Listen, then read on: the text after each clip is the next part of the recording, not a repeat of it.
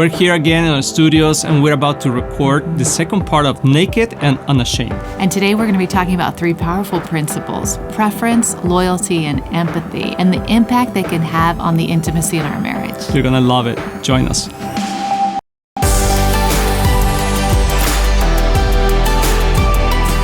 Friends, welcome back to our new episode in English of Éxito en la Familia, Success in the Family. And this is something that we do once in a while, and we want to do it more often so people can get to know us also in English.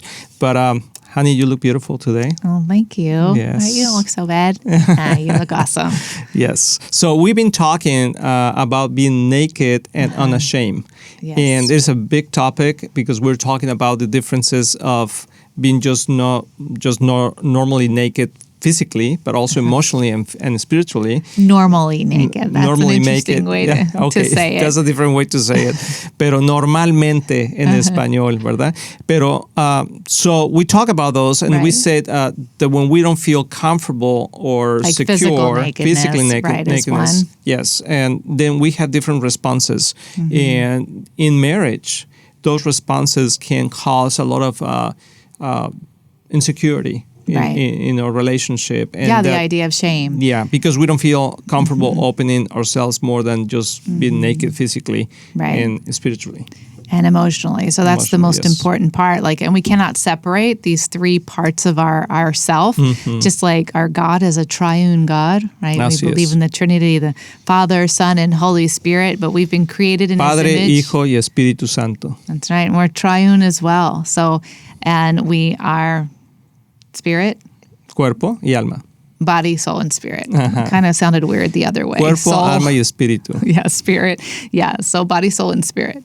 And we can't separate those things. They're all connected. So if we are feeling shame with our physical nakedness, it's a very good possibility that that's coming actually from our emotional, our emotional shame or a spiritual shame. And that is then connecting also to that fear of vulnerability. Yes, and we're talking about that there's three responses that we normally do when we feel threatened in our lives, and normally it's good in the physical when you talk about just going on the street and somebody coming up to you that you don't know and it looks a little iffy, and you just go and then you get threatened, so you're going to respond in either fighting, either flying or freezing, right? Flying but flight. Flight. I wish you could fly flight. away. That would be flight. great. So right? Fight.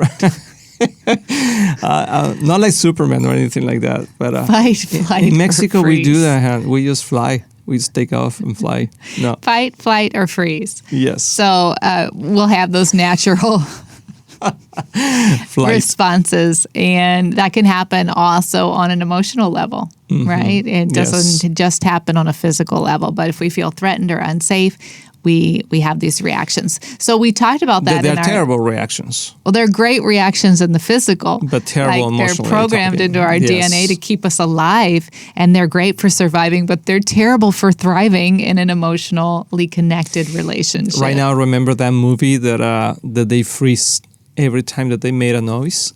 Remember that movie that you cannot talk or make any noises? Yeah. What is the movie? I don't remember the name, but anyway, I'm sure that you saw it already. But and they just freeze, right? Because they were scared, and that was one of the reactions that don't say anything. To not be able to. And so sometimes we're paralyzed emotionally, right? Yes. Because we don't feel safe. We feel ashamed. And sometimes we don't have vocabulary for that. We don't have emotional vocabulary to express how we're really feeling. Yes. And so we wanted to talk about, because we talked more about those points in our first episode, but we want to talk about now how to create a safe environment. And one thing we just want to let you know, but we have a book that's called Divine Marriage, and you can find it in Amazon or directly in Exo Marriage. And I think it's such a good book because it's very practical, especially in those things. We touch a lot of topics, but these topics are really explained there, and we go deeper. And I'm sure that every couple, we go through that. So, we have it here in Spanish, but you can also find it there in English.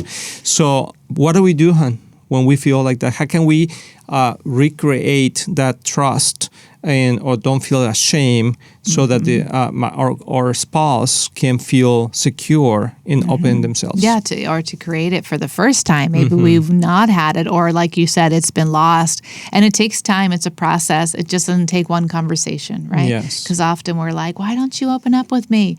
Tell me how you feel. And we separate time. Maybe we go on a date and decide we're going to talk about it. And we don't nothing talk happens. about it. Yeah. Or it gets worse. Yeah, like exactly. touching it is like, oh, ouch, don't go there, Yes. because we haven't built the trust for the conversation That's yet. true. Yeah. So we want to put the cart before the horse, right? And be like, oh, let's have the conversation. But there's no trust underneath to be able to withhold or And the withstand guy said, it. let's be naked first and then have the conversation. Right, exactly. And the woman wants to feel safe before she wants to get naked, right? So Right. we have to be able to create the trust first. So it takes time. Yes. But something you can do is in developing this in your marriage is have principles. Begin to implement principles in everything we do. And the first principle is preference. And we see that especially in the King James when it says prefer one another. That's in Romans 12:10. And this is another version that says love each other with genuine affection and take delight in honoring each other. And that concept is of honor and respect to one another, putting the other person first. It takes humility and to not be thinking only about ourselves. And I just remember, I'm a very practical person that I remember in practical things. But when we're dating, or when you're dating, you cannot give preference. A lot of preference to that person, right? That you want to. You pretty much ignore everybody else. Yeah, can we do this? No, I have to go because I'm going to go to the movies with this person. Our friendships change, right? Yeah, when your friend all of a sudden has like a boyfriend or a girlfriend and they don't have time for you anymore, right? Exactly. And it's natural. It's a natural process of getting in love and getting to know each other and liking each other. But then later when we married, so many times we start changing and our wives call us, hey, do you want to go to the movies? Or, and you're like, I can't. I have to work. So we change the preference and then we are saying you're not as important. So, and the other person feel, well, I don't feel to be open when you tell me, well, it's when you talk to kids. Tell me what's going on in your life. And they're like, I don't know. I don't know if I want to tell you because we have not spent or given the importance to them as they wanted to, right? Exactly. To be open. So preference is a huge and also part. Preferring, showing preference of emotions over your own. Like saying, how you feel is just as important to me as how I feel, right? It doesn't always have to be like me, and what I want and what I want to do or how I feel about it, but I'm willing to take into account your emotions and say, I value your heart, I value your emotions, I want to hear you, and I want to take the time to implement whatever that is into our relationship, not just what I need. Quiero escuchar tu corazón. Se oye mejor en español, amor. Quiero escuchar tu corazón is like... I want to hear your heart, right? So the second one is loyalty. Right. Loyalty. This is huge. Huge. And we feel, every time I think about this word, I think about heroes and that how they are loyal and how they are full of that trust, right? That you can count on them and they come back and save you and in the movies, right? And then you say, yeah, I'm sure, I'm loyal. And that's what they're saying. But sometimes in our marriage, we don't have that confidence anymore because the things that had happened, we feel, are you going to really stick with this, with me in this situation until we resolve it? Or are you going to fly, as I used to say, as I say, fly away, right? Fly away. But no, in the Bible is so clear. I love this verse in Proverbs 17:17. It says, "A friend is always loyal, and a brother is born to help in times of need."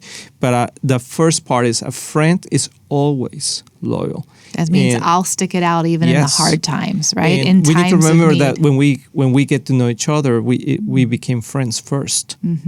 Before we were lovers, we were friends. Right. And loyalty is such an important factor to be able to open up. I remember in a counseling session with a couple, they were just not being able to get past certain issues, and I remember it grieved my heart, and because I was listening to the husband basically saying, if we don't work this out, I'm out. If you can't figure this out, telling his wife, if you can't figure this out, if you can't change, I'm out. And I thought, what a terrible environment for change. Right. To feel threatened. I have to change or you're out. you know, and that ultimatum does not make for a healthy resolution of anything, because we are more apt to change when we feel safe, when we feel like it's not being threatened, there's not a condition on it, when we know that person would be there.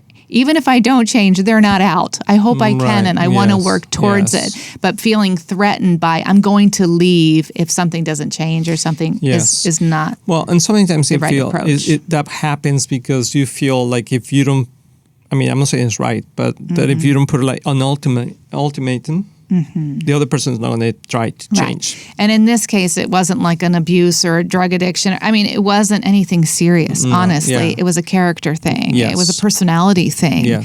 And actually, he continually did this through the conversation, not just about one issue. It was several issues, and you could see that the commitment, the loyalty wasn't there. Right. Divorce was a very real option in his mind. And that makes it very difficult for someone to change and to feel safe and to begin to open their heart to you if they think you can be out the door at any moment. Yes. And his name was, no, I'm kidding.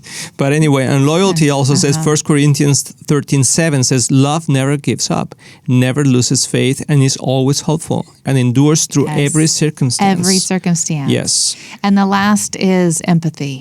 And this is another huge thing, to let your partner know, let your spouse know that you're going to deal gently with their heart. Yes. And when we know that, we're more willing to open our heart and to share the shame, you know, to be able to get free from it.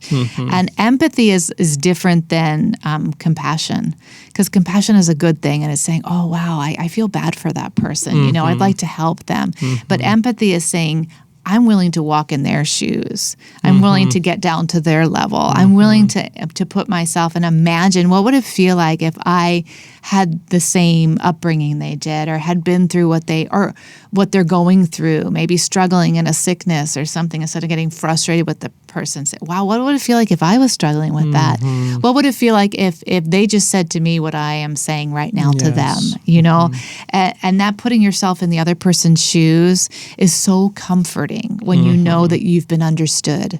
If you feel that you're understood, you feel safe. And then you're more willing to open up and become vulnerable. Yes. Well, as always, we say there is so much more to talk about this, but I hope that today there is one thing that you can think of that you can say, yeah, I think I can be more empathic. Is what that will be empathetic, or I can be more loyal. Yes, and let them know, because one thing is to think, oh, I'm loyal, but does your spouse know you are? You know, or I think I'm very empathetic, but does your spouse think you are? So sometimes it might take a conversation and having the humility and the courage to hear how your spouse feels about you in these areas. So maybe this is a good topic to have a night out and just talk about it and say, how do you see that I am in these three areas, and just to go deeper. Yeah, does your spouse feel safe emotionally with you? Okay, bueno, nos vemos en la próxima. See you next time. Thank you for listening. Éxito en la familia.